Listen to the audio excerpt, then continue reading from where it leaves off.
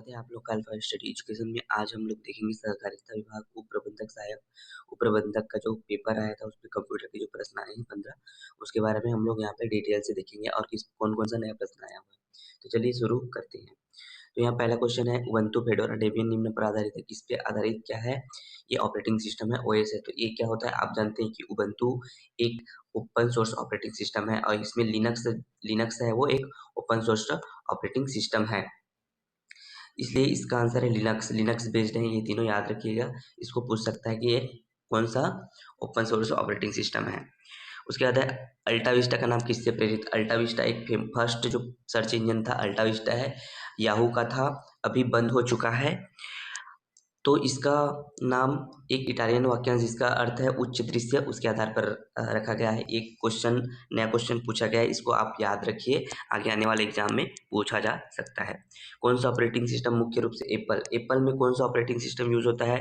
वो है Mac OS. ठीक है, मैक ओएस। विंडोज माइक्रोसॉफ्ट है, एंड्रॉइड मोबाइल में यूज होता है। Linux open source single user operating system है। मैक ओएस मतलब मैकिनटॉश ओएस क्या होता है? आई एप्पल कंप्यूटर पर ऑपरेटिंग सिस्टम यूज होता है। कौन सा क्षेत्र आमतौर पर दक्षता और उत्पादकता बढ़ाने के लिए कंप्यूटर नियंत्रित रोबोट करता है? तो यहाँ पे उत्पादकता बोला है, प्रोडक्टिविटी और इफिशियंसी, तो ये हम लोग को उत्पादन में मिलेगा। ठीक है ना। मैन्युफैक्चरिंग में क्या करते हैं कि रोबोट का बहुत ज़्यादा प्रयोग होता है। उसके बाद है मल्टीमीडिया संलेखन उपकरण। संलेखन उपकरण मतलब ऑथरिंग टूल। तो ये है मल्टीमीडिया सामग्री को बनाने के लिए मल्टीमीडिया ऑथरिंग टूल्स, मतलब उसके टूल्स किसके लिए रहेगा? उसको बनाने के लिए ना, सामग्री को। टूल्स किसके काम आते हैं? बनाने के लिए। तो इसका होगा सामग्री बनाने के लिए। उसके बाद है आपका URL, www.scient है, scienceizy.com में URL में एक प्रोटोकॉल है। इसमें प्रोटोकॉल किसको बोलेंगे हम लोग? यहाँ पे प्रोटोकॉल बोलते हैं HTTPS, जिसका अर्थ होता है hyper text transfer protocol. S security के लिए होता है, मतलब सिक्योर्ड के लिए। ठीक है, एस आया है मतलब सिक्योर्ड है। ठीक है, इसको हम लोग बोलते हैं यहाँ पे, ये डोमेन नेम हो गया। ठीक है, URL मतलब होता है uniform resource locator, uniform resource locator. ठीक है। उसके बाद है कंप्यूटर का कौन सा भाग सभी आंतरिक घटकों को जोड़ने और उन्हें एक दूसरे के साथ संचार करने की अनुमति देने के लिए जिम्मेदार है? ठीक है, तो इसका उत्तर हो जाएगा मदरबोर्ड। ठीक है, मदरबोर्ड में सारी चीजें कनेक्ट होता है, आंतरिक घटक जितने भी कंपोनेंट्स होते हैं उसको कनेक्ट किया जाता है मदरबोर्ड से और उसमें संचार होता है। ईमेल शब्दावली में BCC का अर्थ होता है, BCC मतलब होता है blind blind carbon copy. Blind carbon copy मतलब क्या होता है? सामने वाले को पता नहीं चलेगा कि आप किसको किसको कार्बन कॉपी करके भेज रहे हैं, तो इसलिए ब्लाइंड कार्बन कॉपी का प्रयोग वहाँ पे होता है। डेटा सेट के भीतर एक विशिष्ट पंक्ति और स्तंभ प्रतिच्छेदन से मान वापस करने के लिए किस एक्सेल?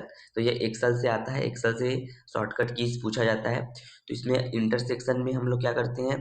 प्रतिच्छेदन में यहाँ पे मान को वापस करने के लिए इंडेक्स का प्रयोग करते हैं। किस कंपनी ने कॉम्पैक्ट डिस्क CD स्टोरेज तकनीक विकसित किया था? विकसित किसने किया था?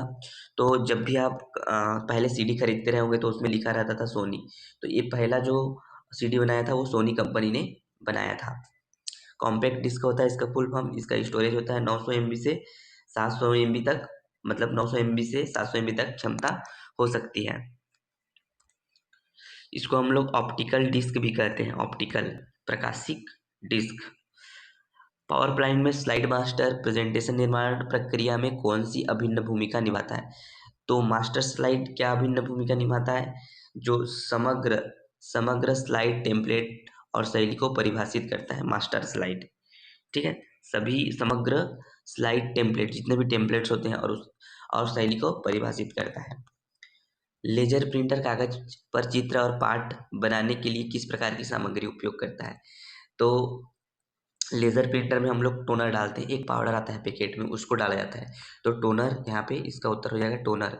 तरल स्याही हम लोग नहीं डालते हैं, तरल स्याही हम लोग इंकजेट प्रिंटर में डालते हैं। ठीक है, मोम उसमें नहीं डालते हैं। थर्मल प्रिंटर में क्या होता है?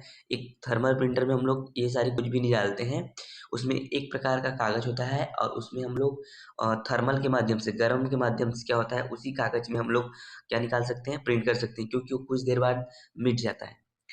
ठीक है, तो कौन सा प्रिंटर कौन सा इंक टेक्नोलॉजी का प्रयोग करता है उसको आपको याद रखना है।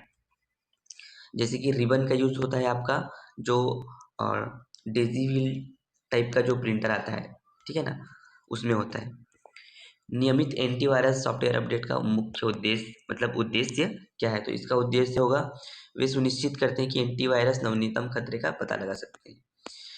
वर्तनी जांच के लिए एमएस एक्सेल का शॉर्टकट की है F7। बहुत बार क्वेश्चन पूछा जा चुका है, आने वाले एग्जाम में भी पूछा जाएगा। F7 का प्रयोग करते हैं।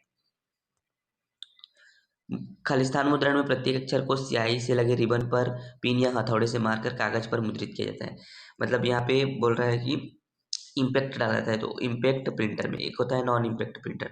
दो प्रकार के प्रिंटर होते हैं। प्रिंटर से बहुतायत क्वेश्चन पूछा जाता है, 2 या 3 क्वेश्चन प्रिंटर से ही रहते हैं। ऑपरेटिंग सिस्टम से 1 या 2 क्वेश्चन रहेंगे, सर्च इंजन से 1 क्वेश्चन रहेगा, सॉफ्टवेयर से 1 क्वेश्चन रहेगा, एंटीवायरस से 1 क्वेश्चन रहेगा, सीडी डीवीडी से 1 क्वेश्चन रहेगा। ये सारे हॉट टॉपिक्स होते हैं जिसको आप अच्छे से कर लेंगे, सारी जानकारी कलेक्ट कर लेंगे जितने भी फैक्ट्स होते हैं।